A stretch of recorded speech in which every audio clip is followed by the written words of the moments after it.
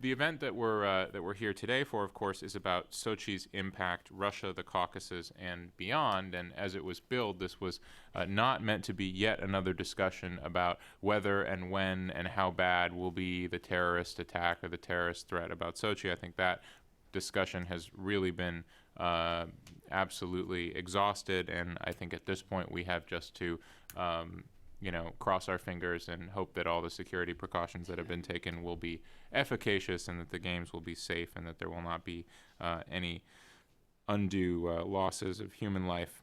But there are some really difficult and important issues more broadly surrounding these games, and those are what we'd like to talk about today.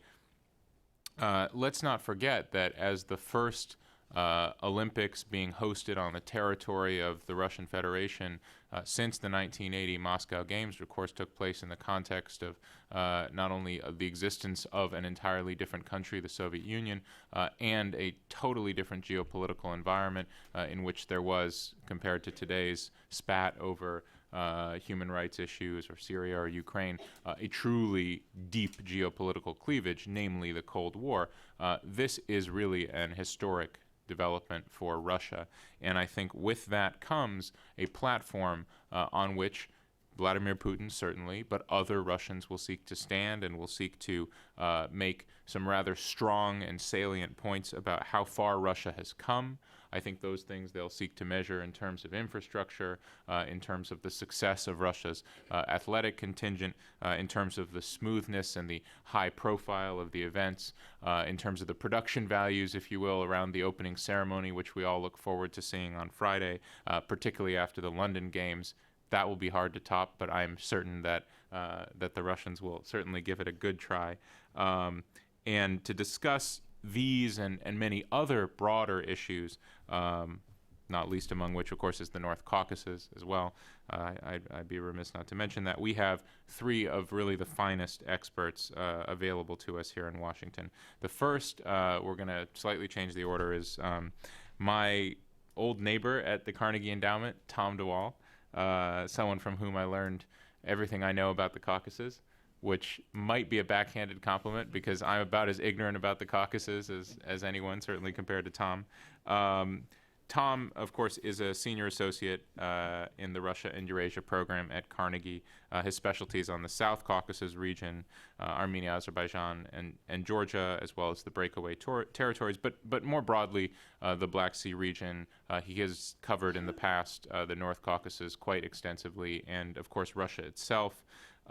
He's worked a great deal on the unresolved conflicts in the region.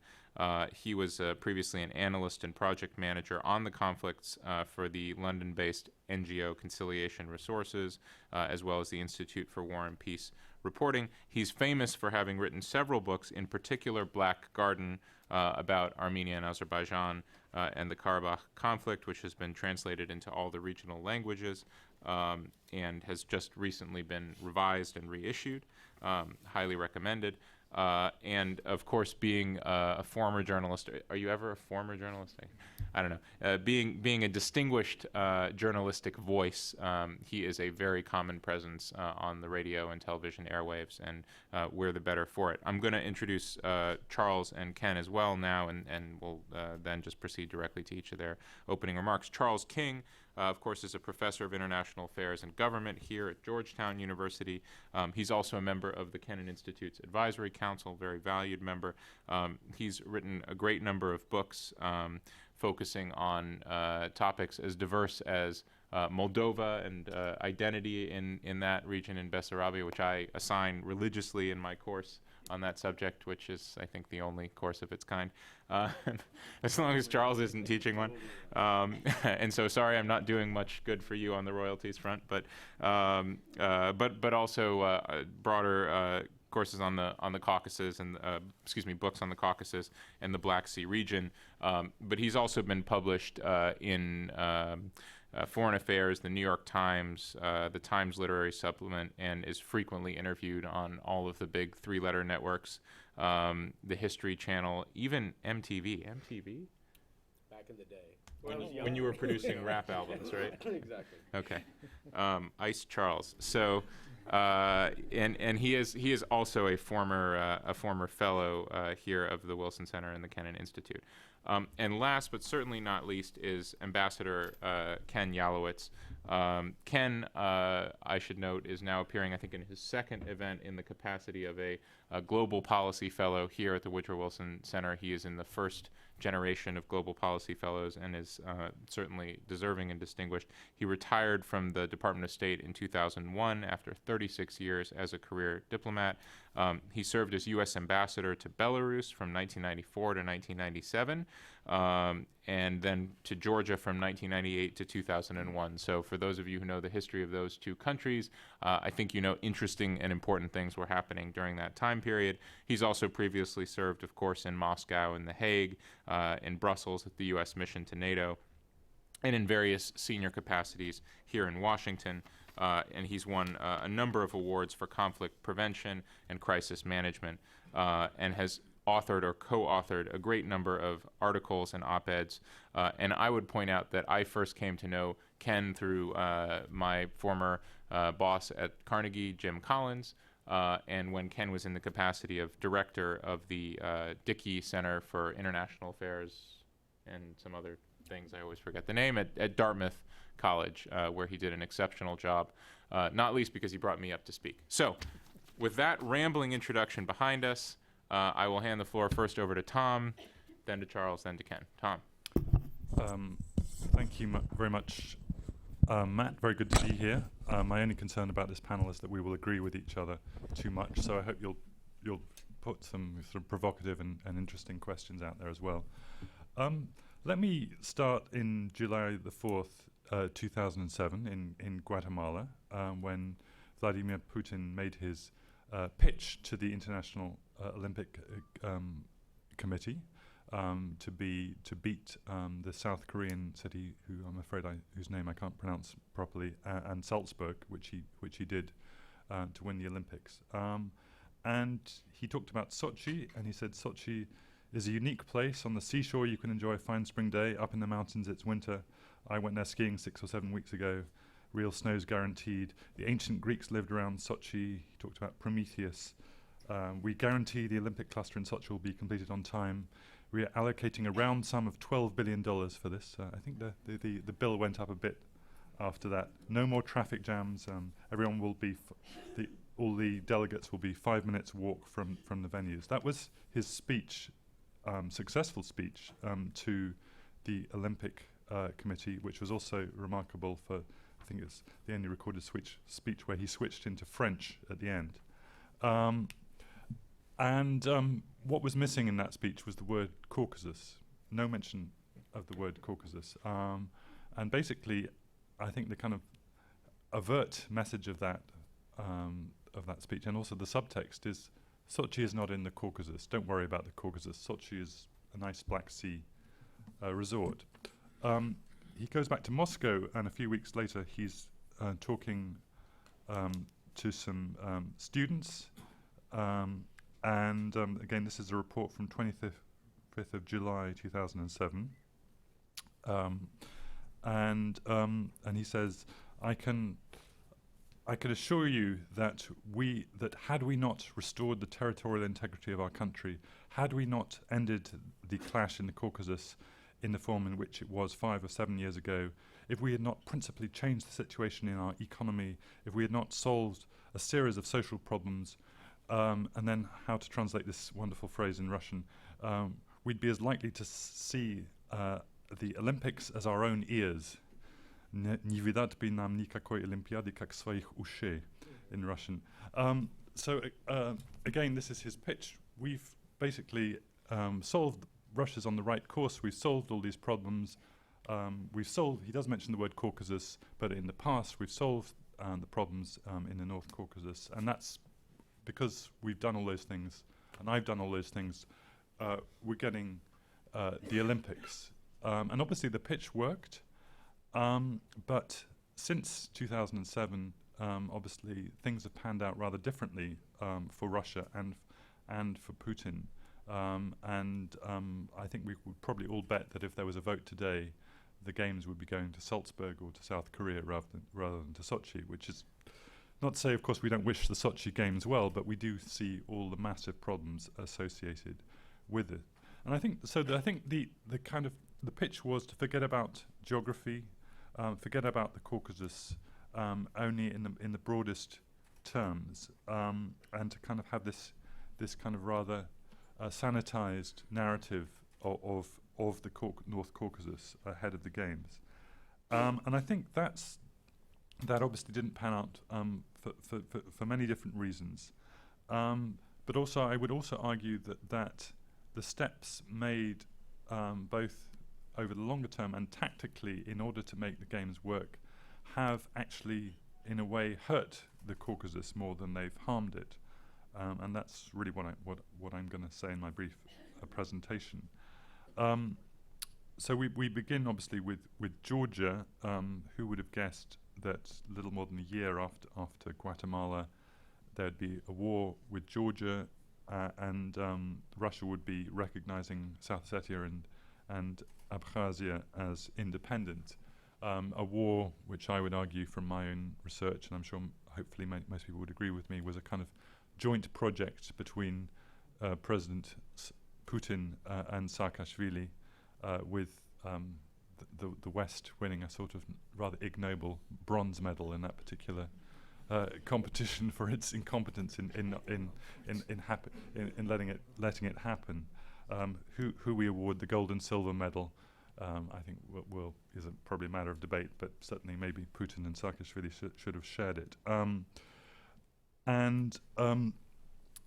So we saw obviously a massive deterioration in relations, which actually began only a couple of months after this with if you remember, the expulsion of the Russian agents from Georgia in the autumn of 2007, and then the slide towards war in 2008. And here, I think we should give credit to the new government in Georgia elected in October 2012, and in a sense for the Russian response, that there has been an attempt to put that relationship back on a better footing. But again, the more optimistic projections have not worked out. When I talked to the Georgian foreign minister just a month or two after the election, Maya Panjakidze, she said to me, well, wouldn't it be nice, and you're going to call me an optimist, but wouldn't it be nice if I was able to get in my car in Tbilisi and drive to the Sochi Games? Wouldn't that be a great thing? And that would be my ambition over the next year. Well, obviously, if she did that today, she wouldn't even be getting across the Inguri, let alone the Pso. In fact, even Abkhaz are not getting across the Pso. If you've got an Abkhaz registered vehicle, you're currently not being let into the Sochi region. So tight now are the restrictions. So I think, but more broadly politically, I think the Russians, and we should say, a lot has improved in Georgian-Russian relations. The trade has improved, and I think we're now seeing last 2 or 3 months a significant uptick in Georgian economic growth figures, largely due to the fact that Georgian products are back on the Russian market. That has to be good for both sides, particularly for the lovers of Georgian wine in the Russian Federation. And we're seeing more communications. We're just seeing a general stabilization of the situation. We're actually seeing, I think, Georgian flights resuming to Sochi around now, just in time for the Games. But unfortunately, this tactical decision, what I call them, these are kind of the lockdown Olympics, has meant that things like the borderization of South Ossetia, tightening up restrictions on the border between Abkhazia and Western Georgia, have really closed down avenues for rapprochement between Russia and Georgia over Abkhazia and South Ossetia. And as a result of that, mainly, the Georgians are sending a sporting delegation to the Games, but maybe they're sending a couple of quite lowly people, but they're not sending a proper official delegation to the Games. And I should emphasize that this hasn't actually benefited the Abkhaz either. We might have expected, again, a couple of years ago, that Vladimir Putin might use the games as an opportunity to kind of try and bring Abkhazia in a rather stealthy way back onto the international stage, by, for example, trying to house tourists in Abkhazia, use Abkhaz transport facilities, or indeed, suddenly the Abkhaz president appearing at an Olympic ceremony or so on. None of that is happening, and as we've seen, in fact, as I mentioned, the border is being tightened with Abkhazia. I corresponded with an Abkhaz friend last week who told me the only way we can get to the games is by going to the border in our own cars and walking across. So even the Abkhaz are being shut out of these games, let alone the rest of the North Caucasus. So the lockdown means that it's going to be simply impossible for a normal North Caucasian to drive to the games in their own neighborhood to see, as it were, the local games. It's not going to be possible because of security reasons. Now, obviously, we don't blame the Russian security forces entirely for this. This is a precautionary measure, but it does remind us that we're in the Caucasus. This is not a games about harmony and reconciliation and the peaceful Caucasus where everything has been solved. This is a games about lock down the Caucasus and have very tight security and cross our fingers and hope that we survive, as we do hope that they survive. And again, I think there's a couple of things which a couple of policy issues which have really complicated life for the Russian authorities. One is this is the kind of default Russian state response to problems in the North Caucasus, which is kind of round up the usual suspects and tighten security, which in Dagestan, from what I hear, is actually making things worse, not better. In Dagestan, there's a whole group of young men who are sort of don't have jobs, who know people in the insurgency, could go over to the Islamists, but equally, if they were offered a job or offered a path to into society, would take that as well. But those are the sort of people who, in the zeal to crack down ahead of the Olympics, we're hearing reports in the last few months, are now being rounded up, arrested, and abused. And obviously, that gives them the incentive to join the insurgents rather than to go back into society. And secondly, I think a very insensitive attitude towards the history of the region. We saw in that speech Putin mentioning Prometheus, but not mentioning the Caucasus.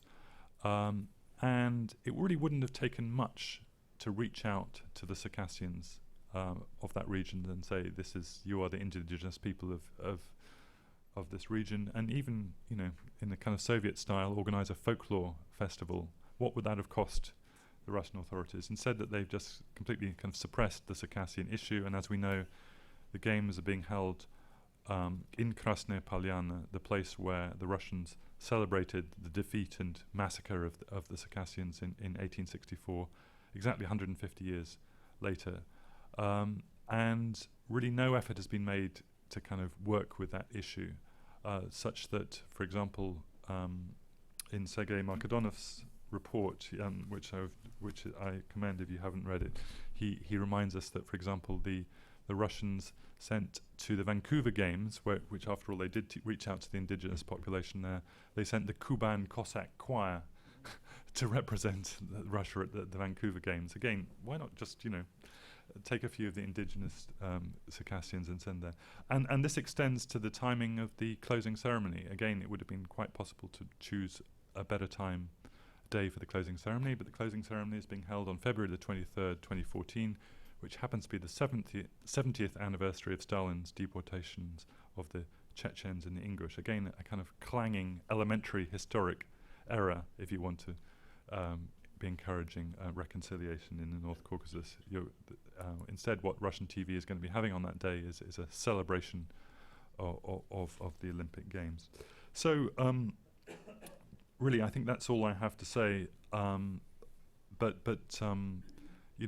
hopefully, these games will the world and Russia will get through these games without major incident, although obviously the risk of some kind of terrorist attack has to be quite high. Probably I would hazard to guess not in Sochi itself, but somewhere else in Russia, where it would be easier to strike. Hopefully, Russia will survive. But I think the whole Caucasian approach of these games has been misguided and has unfortunately been a missed opportunity. Thanks, Tom. John. Thanks very much, Matt.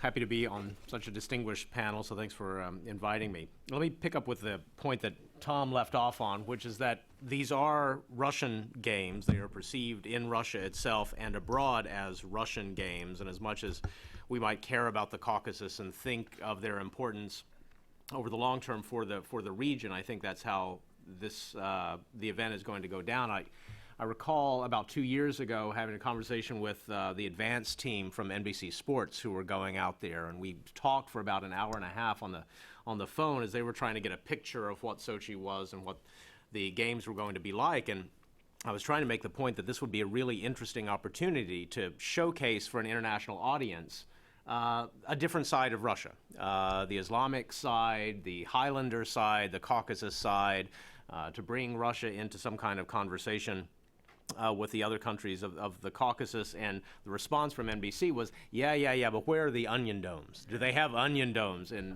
Sochi? Because that's what an international audience is going to associate with Russia and the Russian Federation. I think most of the things that probably concern us when it comes to understanding these games in their broader kind of historic, political, economic context is really a matter of scale, but not of kind. The fact that there is significant corruption that has attended the Olympics, no surprise to anyone who has ever staged an Olympic Games, even in advanced industrial democracies. The fact that there has been significant, gargantuan even cost overruns should be no surprise to anyone, especially when there's a significant state component to the construction process. The fact that the Olympics are being used as a tool of national and personal prestige by the government and by its supreme leader, if you like, that it's a matter of national marketing as well as regime marketing should not be a surprise either. One example I would point to that had a huge impact on a country's standing in the world and represented the point of takeoff in many ways was Doha's hosting of the Asian Games in 2006, which began, I think, in many ways a transformation of the way the state of Qatar is perceived in the world. Not an ounce of democracy, one might say, in the state of Qatar, and that did not bother the folks who attended or reported on the Asian Games. Even the security question, and I'm going to spend a little bit of time talking about the security issue. I know that's been beaten a lot over the last weeks and months, but there are a couple of points I would like to make with respect to that. Even security, of course. The factoid that continues to be reiterated time and again as security is talked about it with these games would be that if there were a terrorist attack, it, of course, would not be the first terrorist attack at an Olympic Games. One mentions Munich, one, of course, mentions Atlanta, where the issue, a hot-button political issue in this country, the abortion debate, became the subject of a terrorist attack during those games in 1996. So we're talking about matters of scale here, I think, not matters of kind when we're thinking about how these games are likely to come out and what the broader impact is going to be. Let me say a couple of things, however, about the impact on the North Caucasus in particular, and I'll divide what I have to say into a couple of sections. One, I want to talk a little bit about some of the unknowns attending the security situation in the Caucasus, because I think it's important to understand in more detail how the jihadist network in the North Caucasus has itself been talking about these games, and I think there are a few misconceptions out there about that issue. And then secondly, I want to talk about the issue of instability or turbulence in the North Caucasus as a whole. One would think, in fact, that the official name of the North Caucasus Federal District was, in fact, the turbulent North Caucasus Federal District, because that's, with a capital T, because that's, of course, how we always refer to it and how the news reporting on the region often goes. So let me talk about some of the unknowns. First of all, It is unknown what the future of the principal jihadist network in the North Caucasus will be.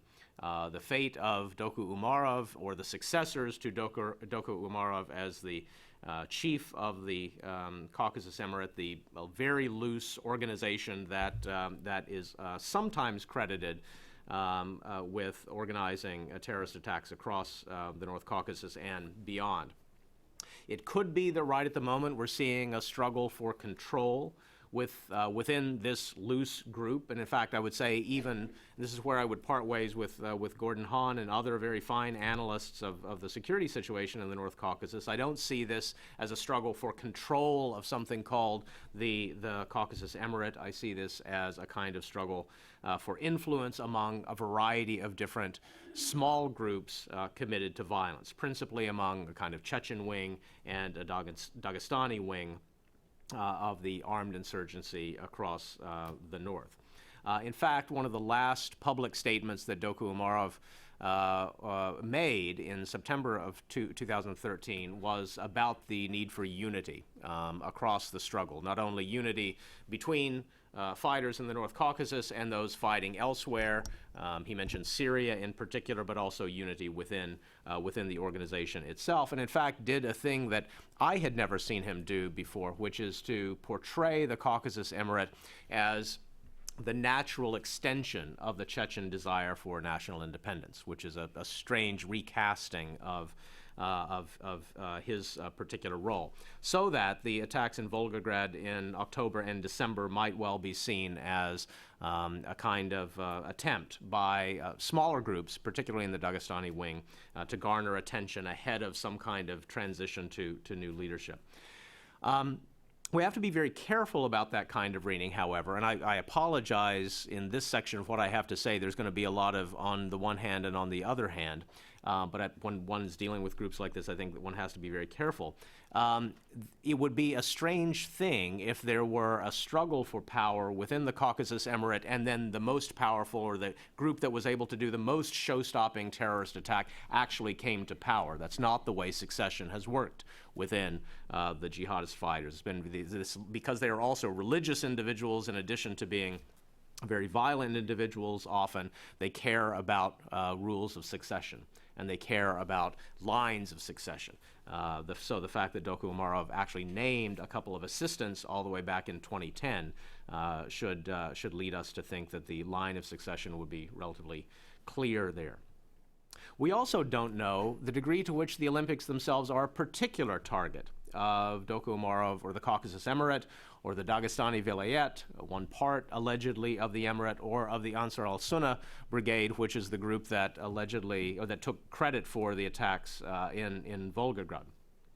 I say we don't know this for sure because a great deal has been made of one piece of evidence in this regard, the June 2013 video statement that was released by Doku Umarov is there on the Kavkaz Center website. You can find it on YouTube and elsewhere, in which he calls explicitly for maximum force to disrupt, maximum force, that's his quotation, to disrupt the Olympics. But of course, if you look at the entire statement, it's about 18 minutes long or so. He says this within the context of criticizing what he calls, and this is my own translation of this, the satanistic hootenannies, let's call it that, Sataninskaya pляски going on across the Russian Federation. He mentions the Spartakiadi, which is a great old Soviet term for sports festivals and championships taking place in Tatarstan and Bashkortostan, he says, and then he throws the Olympics in as another example of that. So if one is concerned with these satanic dances or satanic merrymaking or hootenannies, I like that as a translation of pляска.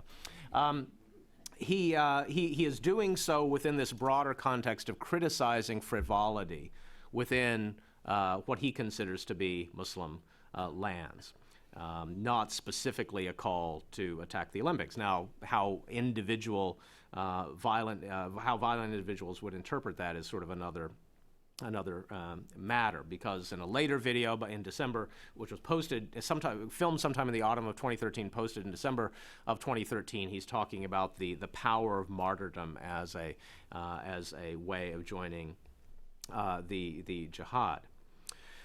We also don't know the degree to which an attack in the Olympics itself would be in keeping with the Emirates' modus operandi up to this point, or the modus operandi of other violent groups in the Caucasus. We know that the most spectacular attacks, of course, have taken place outside the territory of the North Caucasus itself, outside the region that's considered to be traditional Muslim lands. And by the way, when in the June 2013 video, Doku Umarov is talking about the events that take place on the bones of our ancestors, it's very tempting to see that as a kind of parallel to the Circassian idea of Olympics on bones and so forth, but I think he's actually talking about a very different thing. He means frivolity by this occupying force, the Russians and their puppets, as he calls them, not specifically Sochi. But the large-scale targeting of civilians would represent a kind of shift, I think, on this territory, a kind of shift in the way that these groups have operated before, because since at least the middle of 2013, if not before, the Caucasus Emirate has been officially, and Doku Umarov himself, officially referring to Krasnodar as Muslim territory, sort of placing that Krasnodar Krai, as well as the entire Black Sea coast, as traditional Muslim territory in the Russian Federation. So this would kind of represent a shift in the way that the jihadists had operated.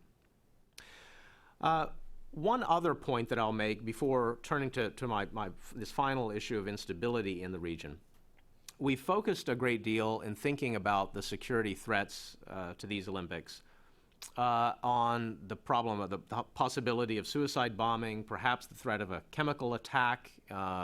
The video that was released on the 18th of January by this group these two individuals, in fact, calling themselves the Ansar al-Sunnah Brigade, specifically mentioned the possibility, inshallah, as they said, of a chemical attack at some time in the Russian Federation.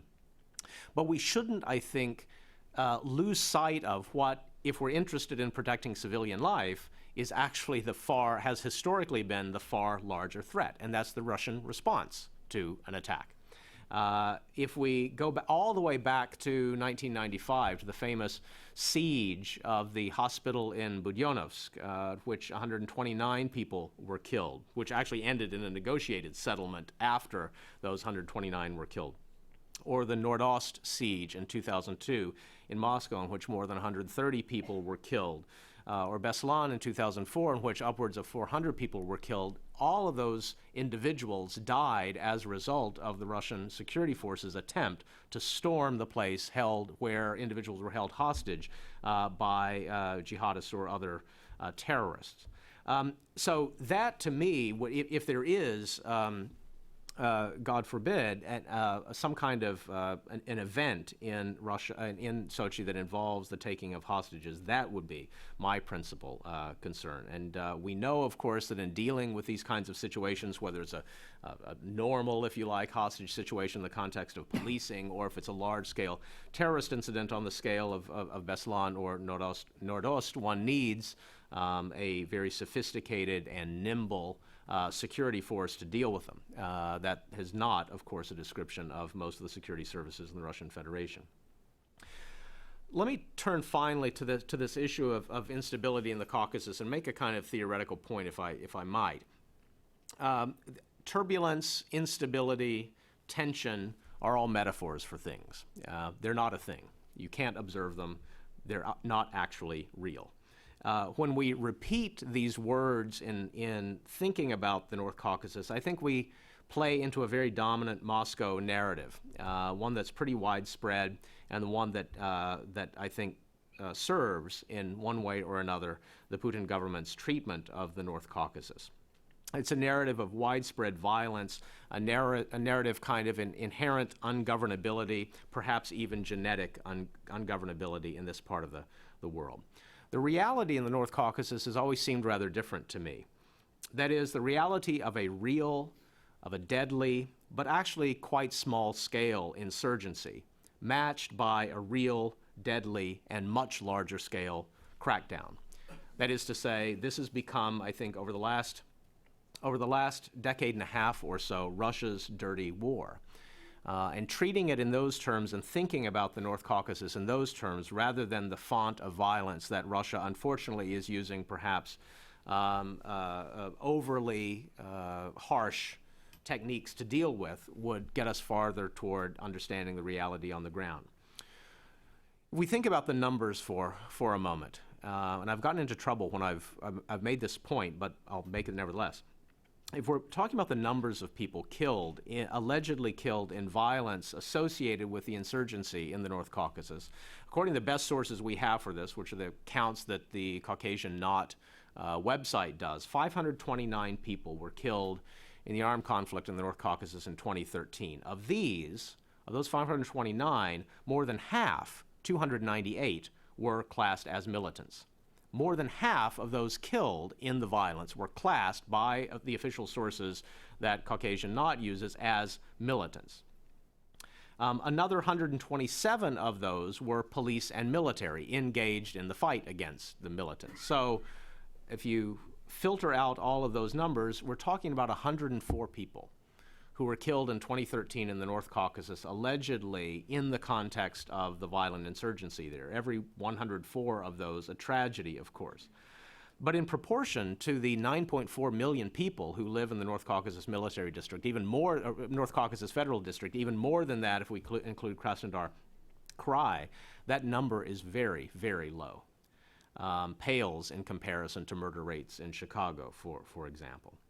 It strikes me that Russia has actually been quite successful in doing a lot of things in the North Caucasus, regardless of our visions of the place as a kind of font of instability or the Putin government's insistence that this is the greatest security threat internally facing the country. We've had experimental elections in Dagestan and Ingushetia, rigged elections, absolutely. The expected candidates won, absolutely. The candidates who can deliver the votes for United Russia won, certainly.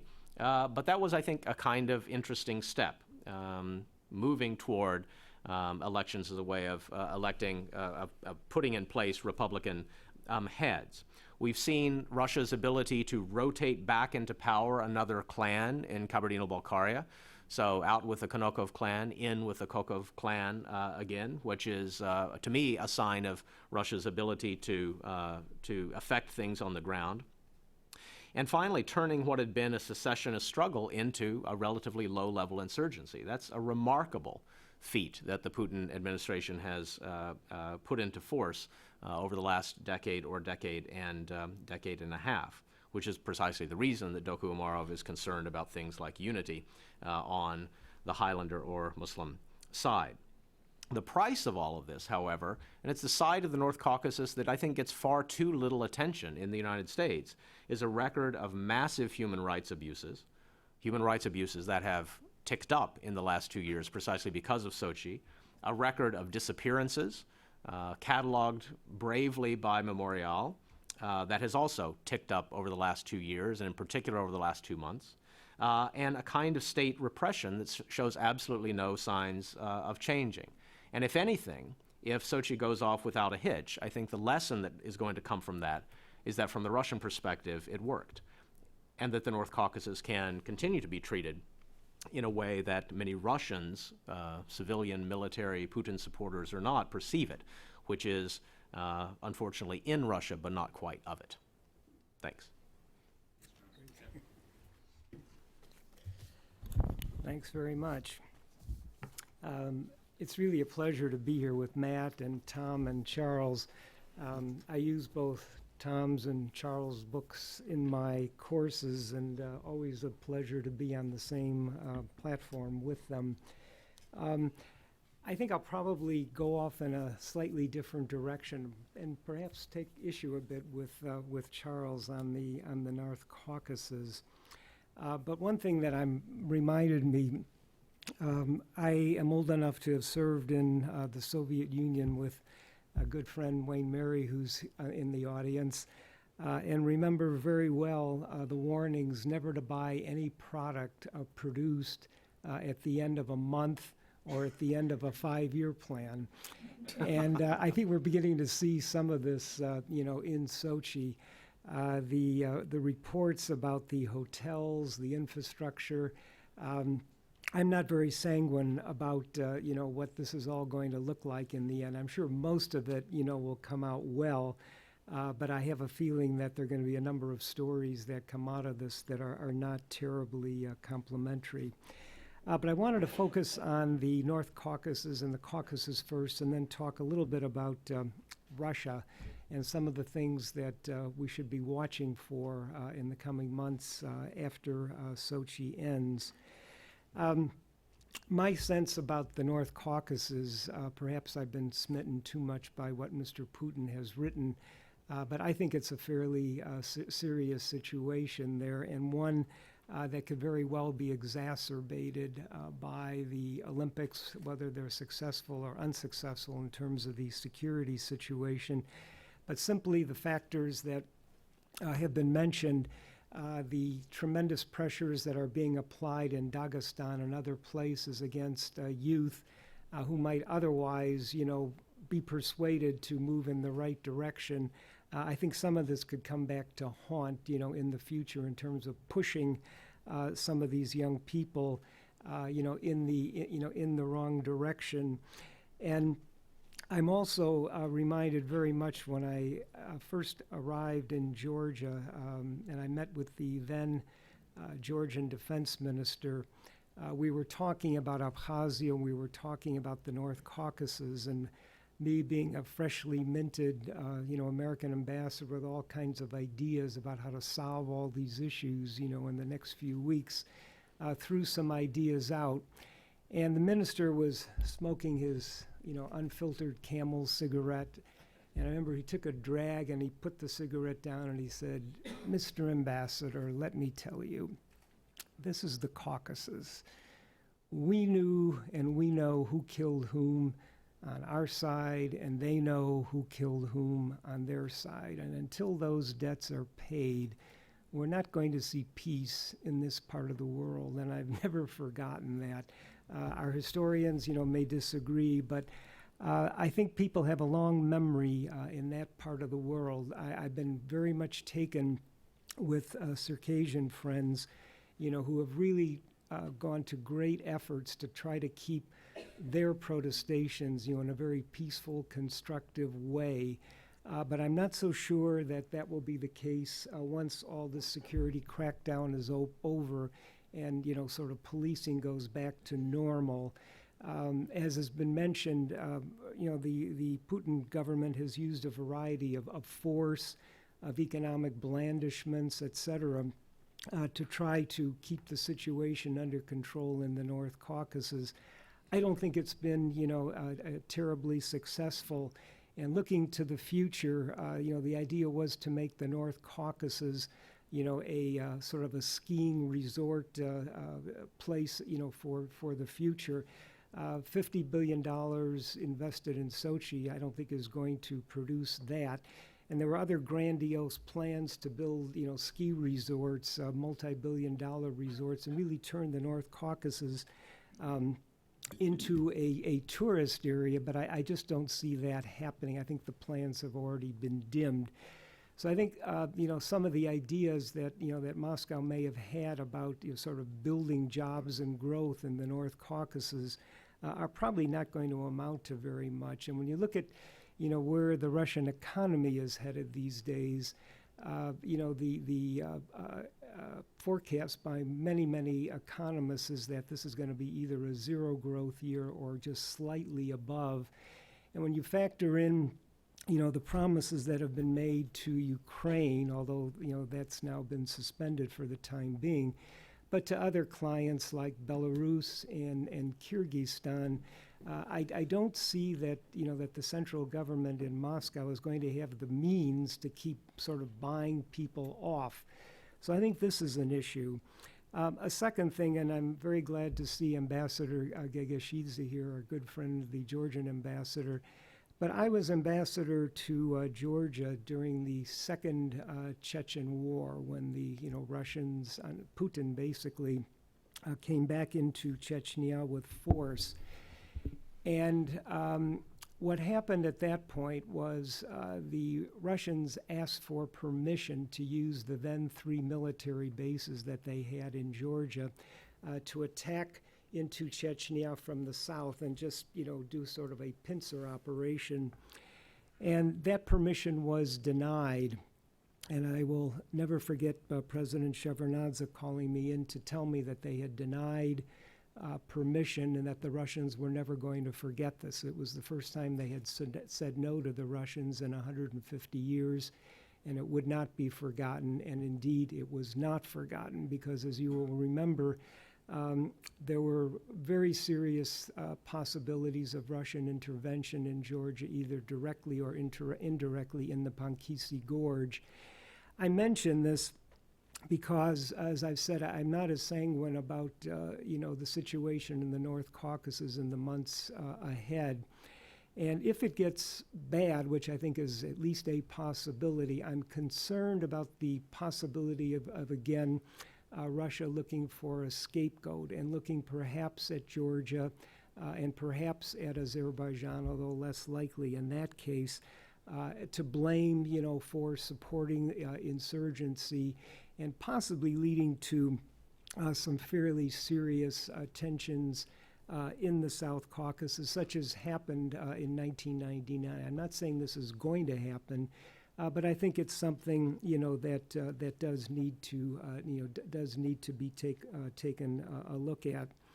And another factor that I would want to mention is the fact that that Georgia has gone ahead now to initial agreements with the European Union, the partnership agreement and trade agreement.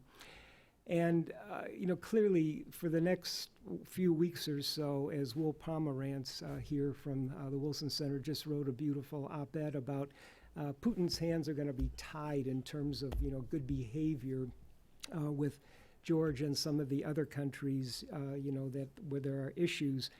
But I think after Sochi is over with, we very well may see a resumption of pressure, on Georgia and particularly Moldova, not to go ahead and sign these agreements, come whenever it is, next fall, when a year is up. The counter to that is that, the Russians may not have a great deal of leverage over Georgia, given the fact that, Abkhazia and South Ossetia have already been hived off. But that is something that I think we may well see post-Sochi. And the final thing I would mention is something that one of my former students at Georgetown pointed out to me that I had not seen. And that is apparently some of the rebels, the insurgents in the North Caucasus have been threatening cyber warfare against Russia. Now, I don't know how seriously to take this, but we've seen, the way a few people, monkeying around with, with Target and a few other, companies in the United States can do a great deal of damage. And I don't know what the capabilities are in the North Caucasus to conduct cyber warfare against Russia. But I mention this also as something that, that may, need to be looked at as well. And finally, just a word about some of the things, in terms of Russia and that I think we ought to be looking at. I've mentioned, the economic forecasts, are not very good. The public opinion polling that I've seen in Russia, there's been a very significant increase in people who believe that their economic futures are, very, very cloudy, in terms of Russia. And, some fairly sharp downturns in Putin's public opinion polling. And I think in the West, we would call this, elements of political alienation when you add that to what's going on, in the North Caucasus. And when you contrast that with some of the picture that Mr. Putin is showing about Russia today of, in effect, the superiority of the system of managed democracy or sovereign democracy, whatever, it's called, the projection of Russia as the true repository of Christian values, of traditional values, of morals. I think when you contrast, some of the realities that we're seeing with some of those, sort of high-flown estimations on the part of Mr. Putin, I think that there also is going to be some, coming together of reality. So no matter which way you cut it, the weeks and months ahead are going to be very, very interesting. Thank you. Thank you very much to all three of you. Ken, just to reassure you on the cyber war front, if the articles suggesting that Wi-Fi is not working in any of the hotels in Adler are correct, I don't think they have much to worry about. No, I'm just joking. But I think we have a great many wise and well-informed folks in this room. So I have questions, but I think my instinct would be to defer, and let's get a conversation going here with our panel. I have colleagues on either end of the room with microphones, so just raise your hand and tell us your name and affiliation and your question. No questions. Okay, far back left. Alex Van Oss, I teach at the Foreign Service Institute. Mr. Rozhansky mentioned conciliation resources. I'm curious what your prognosis is, any of you, for second-track diplomacy in the Caucasus after the Olympics. Great. Do you want to conciliation resources? Sure. Well, I can, in that regard, I can mention that next week, it is next week, yes, Parta Zakarishvili, the Georgian Minister for Conflict, so he's renamed his ministry from the Ministry of Reintegration to the Ministry of Reconciliation, which is a nice gesture as of January the 1st. He's going to be here next week, and with Ambassador Gegashidze, we're working on getting an event with him next week. We were going to have it on the 14th, but we may have to reschedule that because Mr. Saakashvili is speaking on the 14th. We don't want to have a scheduling clash. But I mention him because he's a minister, but he's also been a pioneer of second track activities in his previous career. And I think that the bad news is that really those activities continue if we're talking about Georgia, Abkhazia, and Georgia, South Ossetia. But at the moment, a few years ago, it would be that the Abkhaz and the Ossetians were more interested, and the Georgian government was not so interested. Now, unfortunately, the situation has flipped. The Georgian government is interested in promoting those activities, but we're seeing less interest from the Abkhaz and the Ossetian side, whether that be under the Russian influence or because they simply believe that the conflict is solved and there's nothing to talk about. So those efforts do continue, but they're more, as it were, for looking ahead to the future than having much effect in the present.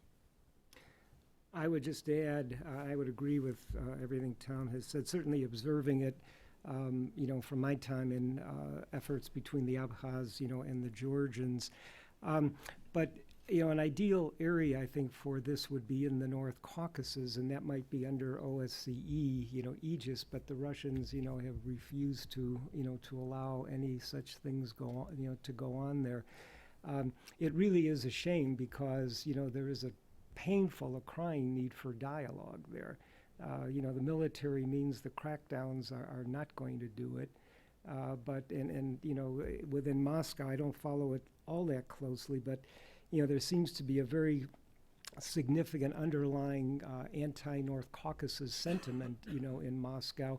People feeling, either we're going to have to crack down and stop, giving all the money there. So, there really is a crying need, to get some dialogue going and to get some understanding going. It's not a very good situation to me. I just to add, I think that's exactly right, and I think one of the problems, we often in the West continue to use this term conflict resolution and throw all of the cases in the Caucasus in this bag. But of course, as Tom was saying, from the perspective of at least one side in these, there's no conflict anymore. It's sort of done, and so what is there to resolve? what I think we've seen over the last 20 years, more than 20 years of these of the situation being essentially as they are, is a set of societies that no longer understand each other, that are no longer connected with each other very much, and so reaching down into those societies and in a way talking about integration or conciliation rather than conflict resolution. My worry is that over the next 10 years, we're going to see exactly that problem developing in the North Caucasus. That is, a society that doesn't have that many ethnic Russians in it anymore in the North Caucasus, and one that where even in Moscow, Petersburg, and elsewhere, liberal Russians have come to the conclusion that there's not much to be done with these people, and saying things that are really shockingly racist often in speaking about North Caucasians in general. Can I just pick up on that last point of Charles, which I think is very important, and go a bit further and say I yield to no one in my criticism of Vladimir Putin and his role in the Second Chechen War. But I think the scary thing is that he's actually a moderate in terms of the spectrum of Russian opinion on the North Caucasus. He's very scrupulous in using the word Rossiyskiy rather than Ruski. He talks about he has an inclusive way he talks about Russian identity. And it's there's now a considerable minority, which may even be a majority, I don't know, but but considerable minority which talks about let them go and cut off. We don't want anything to do with them. Just cut off the North Caucasus without a dime, including some people in the otherwise democratic opposition, such as Alexei Navalny.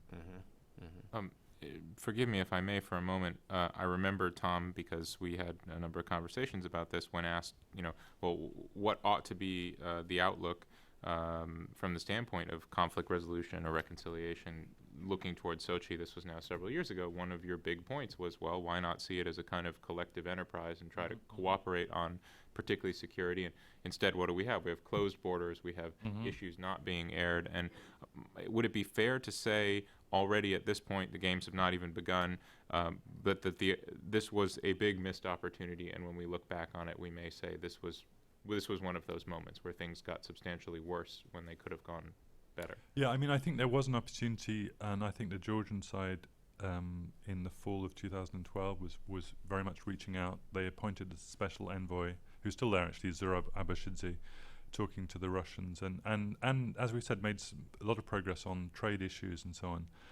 But I remember last spring I asked Abashidze, do you talk about the North Caucasus, the Russians? And he said no, they don't want to talk about the North Caucasus. They regard it as, it's our own internal issue, and that's very short-sighted. You should be.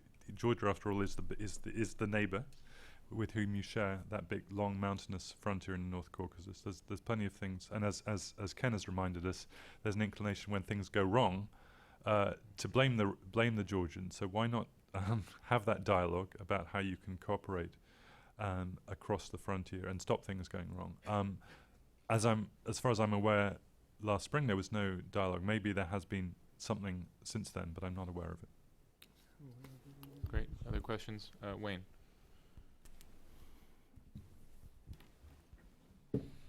Wayne Mary, the American Foreign Policy Council. Well, following up on this discussion of borders, there really aren't any. If you look at the various ethnic groups in the North Caucasus and where their demographics are located, much of it is in metropolitan Moscow, metropolitan Petersburg, Yekaterinburg, and other places. There are literally hundreds of thousands of people in metropolitan Moscow. If you want a pool of black widows, you're going to find more of them there than you're going to find anywhere around Sochi. And the potential, it seems to me, that if anything becomes very violent, things go very wrong, and you get that classic Russian response of cracking a walnut with a sledgehammer, it's much more likely to take place well outside of the region in which the games take place, because there's an infinity of urban targets. And there is not an infinity, but there is a very vast pool of people against whom security forces can respond for the sake of responding.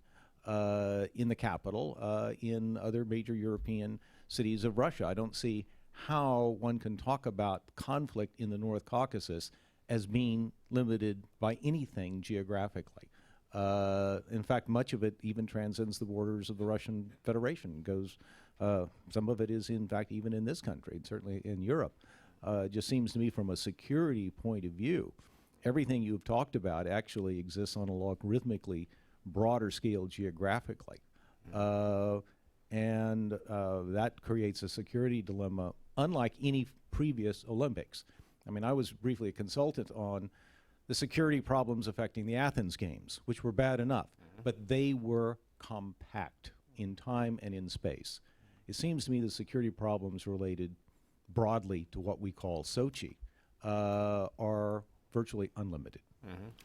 Yeah, if I may, I would agree with you, Wayne, and that's why I think if there is going to be another event, as horrible, the last thing I want to do is see something like this, but it could be something like Beslan again, and if that happens, it's going to have major implications on what the Russians are doing in the North Caucasus as well. I agree with you. I think it's a very, very tense situation, which can be exacerbated very easily.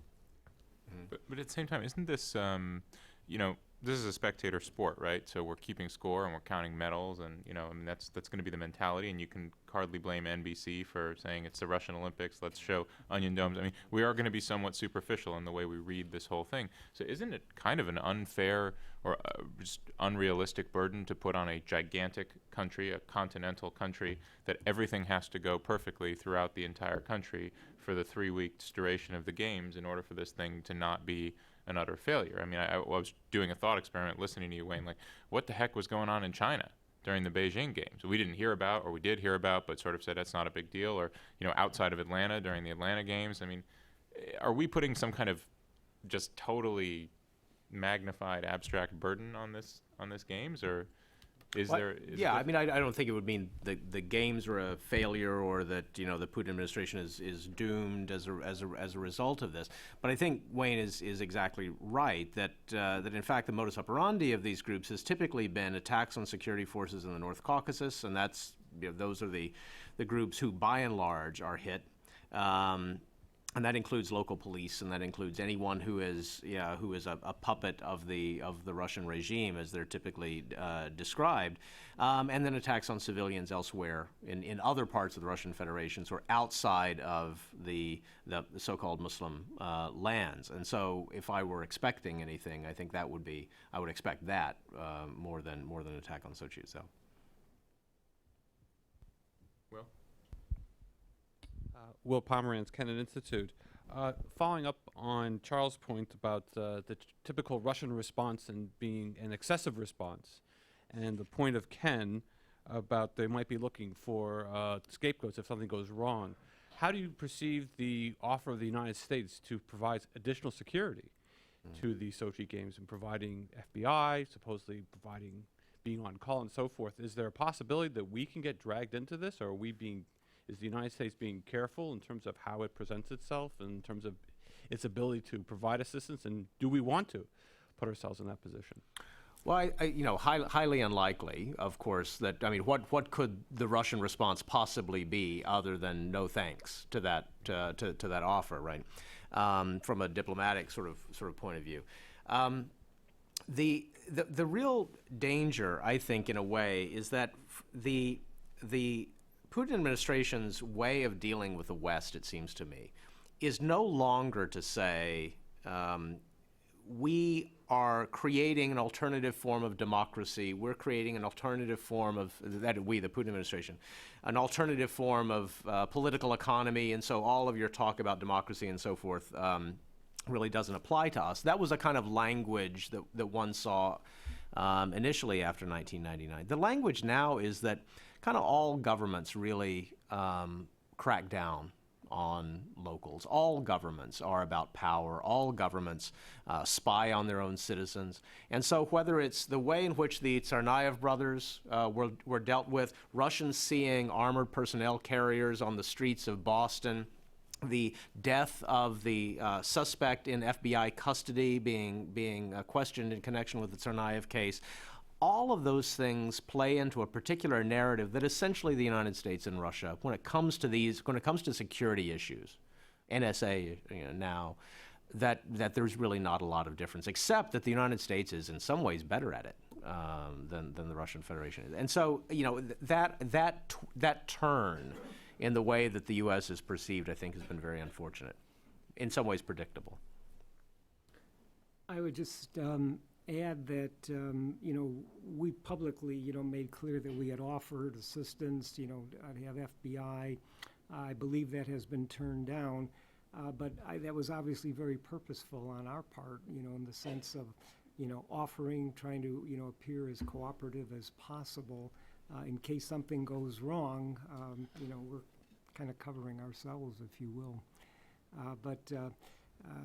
I've always also felt, too, for a long time that this was a possible area to really open dialogue between Georgia, with Russia, perhaps with Azerbaijan and the United States, to talk about security issues, for Sochi and also the North Caucasus. And I would just throw that into the opportunities lost that both, Tom and Charles have talked about. There are really a lot of opportunities that have just not been taken up that are very unfortunate. Yes, right here.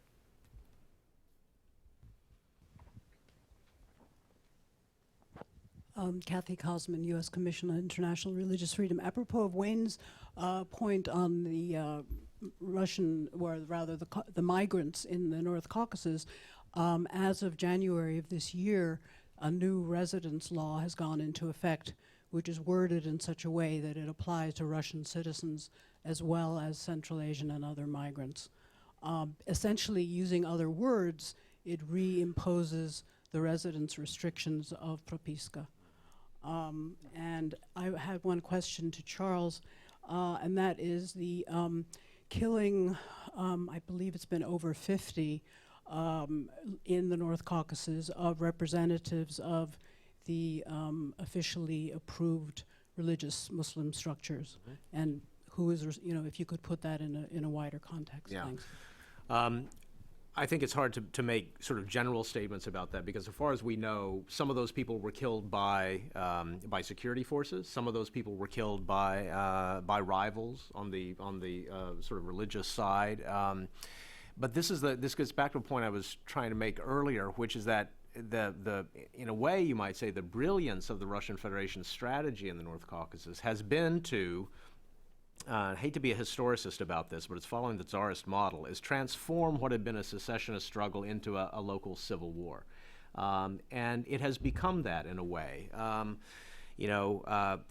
We're often fond, and you see this in the press, of talking about the Wahhabi influence in the North Caucasus. But Doku Umarov has always been very clear that he's not a Wahhabi. He rejects what he calls the radicals. If you can imagine this, Doku Umarov describing the radicals and the extremists, of whom he is not a part.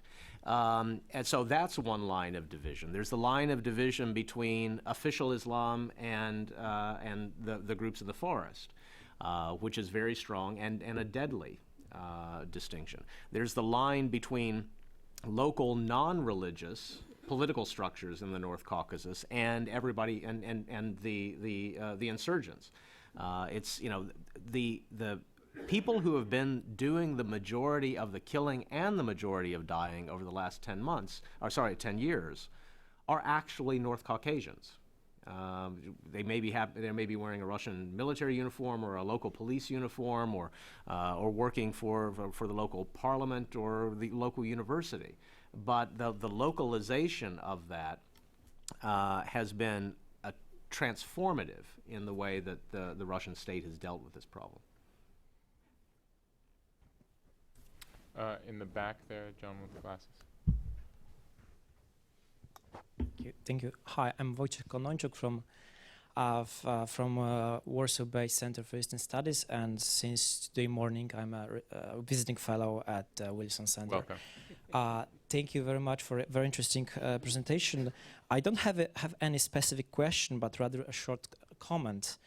All of you mentioned the problem of radical Islam in this region of Russia, Islamization, the problem of Caucasus Emirates, which I believe is extremely interesting case for research because of decentralizations and other factors.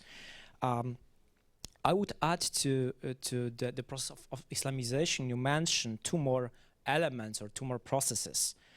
which should, I believe, closely watched in this part of Russian Federation. And the first is the process of demodernization of Northern Caucasus region. It means revival of traditional social institutions, which are more important, which are becoming more important than the institutions of Russian state in this part of the country. And the second is derussification, which means ethnic derussification, but also language derussification. It was quite amazing during my 2 trips to the region that I met a lot of young people who are just not able to communicate in Russian. Yeah, at the same time, from the other part from Moscow or St. Petersburg view, we see that according to the polls, more than 50% of Russians believe that Chechnya should not be part of the Russian Federation. Yeah, so I think that the Sochi Olympic Games is a very good pretext to discuss the growing challenge for Russia, which is coming from the North Caucasus region. So I would be very like to hear your comment on these 2 processes, interlinked processes, the modernization and derussification. Thank you. Yeah, I mean, I think that's an excellent observation, that this is as it were, the fruits of, well, if we look at Chechnya, for example, the fruits of the Chechenization policy of the last 10 years, handing de facto control, de facto sovereignty of Chechnya to Ramzan Kadyrov, and in order to get kind of Russian troops out of there. And I think some of the most disturbing reports we get from there are about how, for example, the role of women's rights are going backwards, have gone backwards since Soviet days. Reports of girls not going to school, girls being married off, if not legally, then semi-legally at 12 or 13, and as you say, Russian law, modern law, not applying in somewhere like Chechnya. What you do about that, apart from trying to kind of, create a kind of proper Russian legal space in the North Caucasus, which God knows how you do, I really couldn't say. I would just add, many ethnic Russians are leaving the North Caucasus, and I would, as a separate subject, but I think Russian soft power is not exactly well developed, if you will. There's so many Russian speakers that ideally should be a basis to build soft power on, and I don't think they do a good job. But again, my experience is primarily in Georgia, but the problem that you mentioned of sort of de-Russification is very apparent. Young people are not, studying, and please correct me if I'm wrong, Ambassador Gegeshidze, but, I've had on the streets of Tbilisi several instances of speaking Russian, and young people saying, we don't want to speak that language. Right. Don't speak to me in Russian. And I think that's happening elsewhere.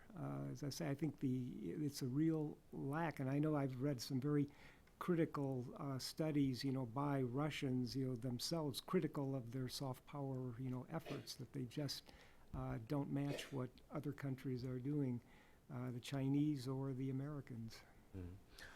Just on both of those points, I think I agree on one and I disagree on the other.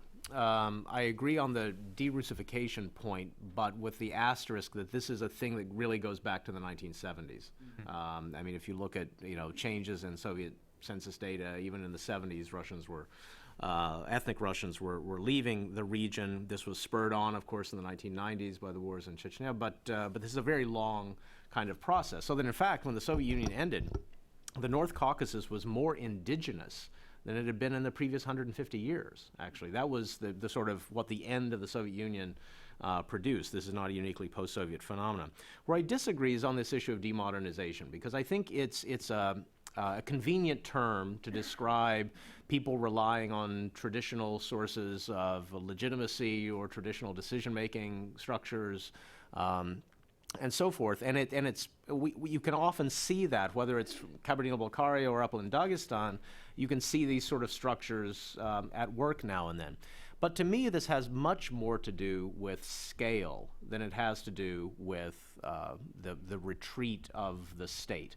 In the first instance, the Soviet state in portions of the North Caucasus was never particularly strong anyway. If we're talking about Upland Dagestan, for example. So, the end of the Soviet Union wasn't exactly like the Japanese soldier stumbling out of the jungle discovering that the Second World War had ended. But the average change in people's lives in very poor upland villages was not huge in 1991. That's very different for an urban environment like Nalchik or Vladikavkaz or what have you. But so the scale depends on where you are. The size of populations is also critical here. We simply do not expect politics to work in a ward in Chicago in the same way that they work at the national level in the United States, although the two resemble each other far more than we might like sometimes. We don't expect politics in the District of Columbia to work in exactly the same way as it would in the entirety of France. So in most of these places, the effective polity, in a place like Kabardino-Balkaria is 600,000 or 700,000. In Dagestan, 1.3 million or so. We should be looking at these places in the same way we would analyze state or urban or local politics elsewhere. And so, the fact that somebody is somebody else's cousin is really important. Go to Louisiana. The fact that there are clan structures at work, the fact that there's an alternation in power of clans is of no surprise to people in most parts of the world. It's just that we apply a kind of national political lens to it, and then then get a different kind of read. Yes, right here.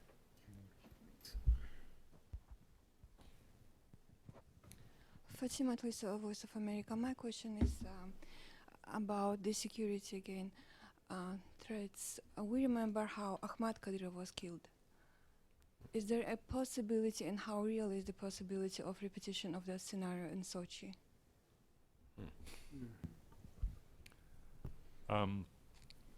Well, it's dangerous to make predictions. Fatima, you're actually from the North Caucasus, so maybe you should tell us what you think, because you're actually someone from the region, from Kabardino-Balkaria. I think we can. I guess the only thing is to try and put yourselves in the minds of the people who are doubtless planning something, who want to kind of ruin Putin's day. What would they be planning? I was on a panel a few days ago with Gordon Hahn, who studies these things in a minute detail, and he said he was worried because there had been an easing off in January of incidents, which for him meant that he thought that they're saving their resources for they're having a cool January in order to try and have a hot February, shall we say. And as more than one of us have mentioned, clearly Sochi is under intense security measures, and therefore the temptation is to try and hit a soft target elsewhere. But beyond that, I wouldn't want to say. I would agree.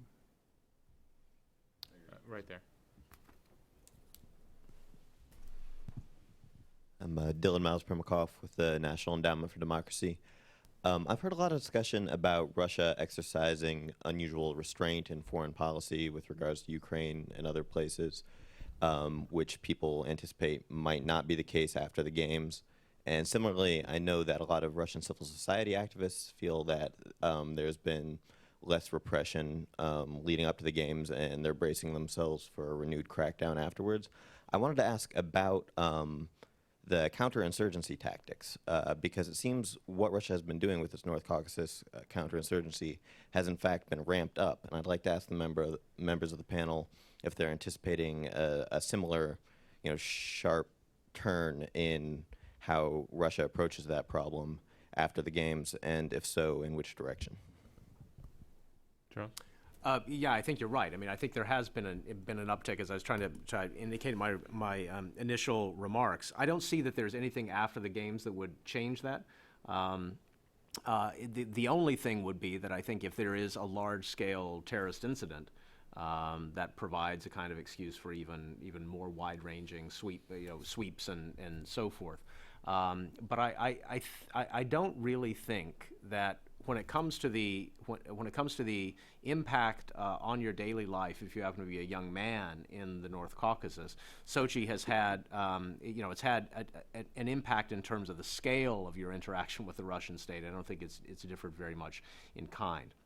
And the sweeps and the disappearances and so forth have they were there before. I think they're likely to be there as the primary form of both policing and counterinsurgency. It's also interesting that, when anti-terrorist operations take place, whether it's in Alchik or elsewhere, and a street is closed off and the Russian security forces move in, people are not arrested typically. People die. That is a form of policing that I think gets far too little attention here in the West. Ambassador Gagashidze, if it's not too much of an imposition, you've listened now to quite a lengthy discussion, in particular about the missed opportunities and the failures of dialogue and the disconnectedness and the lines being drawn in the region. Given that you are the representative of a very central regional country, I wonder if you might have a few words by way of reaction. If you could just get the microphone there. Thank you. I'm very glad to see my friends at the panel, whom I know a long time, and I trust, of course. And I came here to listen to them on how do they see the context of the Sochi Olympics, which, as I said a number of times, and many here would agree, that is the first time in at least the recent history of Olympic Games when in the run-up of the games we are mostly concerned whether or not they will be safe, rather than which of the national teams will win most of the medals. This is a very sad reality, and of course Georgia is very much concerned with the existing context, as it immediately borders the venue of the games. I'm sorry I was late. Probably it was mentioned here. Georgia's government, which is in place since October last year, decided to participate in the games, not to boycott it, because before then the then government was in favor of boycotting the games, and this was quite a heated debate in Georgian society whether or not Georgians should go to participate in the games. And until now, there are some back in Georgia who still disagrees about the decision about the Olympic Committee of Georgia to go and participate in the games. But this was done within the general context of the new Georgian government to change its attitudes toward Russia, with which Georgia does not have diplomatic relations, as Russia recognized Abkhazia, South Ossetia, their independence, and installed embassies in Sukhumi and Tskhin Valley. Georgia broke diplomatic relations and is not going to restore them until Russia withdraws its decision on their independence and withdraws its military bases from Abkhazia and South Ossetia. Nonetheless, new Georgian government decided to mitigate the risk, very high political risk of the resumption of the hostilities since 2008, and to seek solutions, seek agreements with Russia in politically non-sensitive issues such as transportation, people-to-people contacts, trade, and also in this particular case to participate in Sochi Olympics. Now, as the security discussed of Sochi Olympics, we are all, of course, Georgians are also concerned about about this problem. And of course, Georgia does not need that anything bad happens there, because it was mentioned Russia is very good at looking for the scapegoats elsewhere when it fails itself to ensure the security, and it has done many times when it's been pointed at Georgia when Russia failed in the North Caucasus. As it comes to the divisions, the conflicts in the region, and here the conciliation resources was mentioned, the second track diplomacy. It's lots of efforts have been made in order to promote this process and to bring everyone closer to any solution. But the general context has always remained very dire and very unfavorable for the second track diplomacy to succeed. Every time on the people-to-people contacts, on the public diplomacy level, any kind of agreements or any steps that were made forward, they were followed by another complications on the political official level, and everything would be thwarted back. And this was the case in 1998. This was the case in 2008, 2001, 2006, then 2008, and this brought us to this stalemate situation. At this point, it is very hard to seek the direct contacts with the hearts and minds with the people across the conflict divide. Tom mentioned that paradoxically, after the change of the government, when the new government has offered various initiatives on the people-to-people contacts to widen the interaction between Georgians and South Ossetians, Georgians and Abkhaz, surprisingly, they are very passive. They rejected these proposals. And this is something which it's very hardly explainable why it is so. But we still hope that down the road the only solution, if it is at all possible, it can be only peaceful. Only voluntary reconciliation should bring us to the lasting solution. Any imposed solution will fail to last. But this will take time, and this is an open-ended question. Nobody knows whether or not this will ever happen, but there is no alternative to peaceful solution of these conflicts. And I would also pick up the point of Charles saying that conflict resolution, whether or not the conflict resolution is the right term when we deal with these problematic situations. I think the existing status quo is so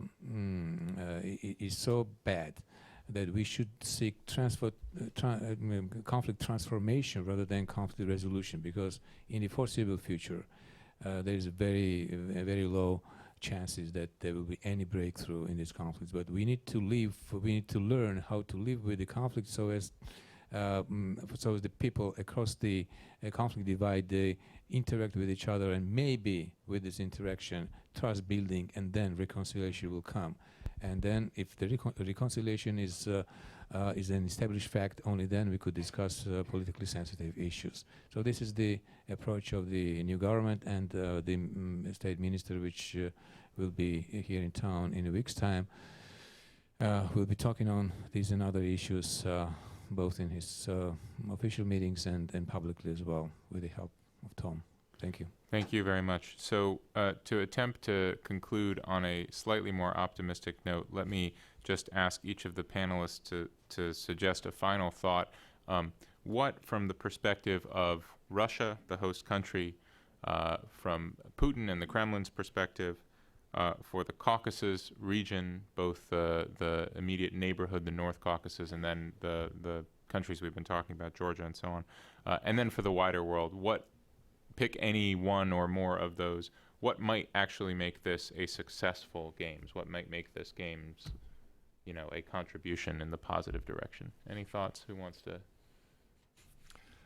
Well, it would be, I suppose it would be nice to have a kind of good news story. Hopefully someone from an indigenous nation would win a gold medal. I haven't been there. So I'd like to see a good news story in the sporting, yeah, exactly. A Georgian or a North Caucasian or a Tatar winning a gold medal, and I'd like to see that if the governments have failed to kind of get the reconciliation agenda going, at least maybe some of the sports people can do. Great. Ken? Yep. I was just going to say the same, that if the games go off well, which I hope without incident, I hope that that will give Mr. Putin and his government, a sense of confidence and a sense that that it might be time to move in the direction of reconciliation and dealing with some of the problems, not just with a mailed fist, but through dialogue. I mean it both in the North Caucasus and elsewhere. I agree with both those. Who knows? We may be surprised. The opening ceremonies on the 7th may be full of Cherkesskas, and I mean, who knows what they'll actually bring. I don't expect a Vancouver where the First Nations actually are the official hosts and welcome everybody there. But if they're smart, they'll use this as an opportunity. Mm-hmm. Great. Well, thank you very much to the panel. I think this was a fantastic discussion, and thank you to all of you for joining us on a rainy Monday afternoon.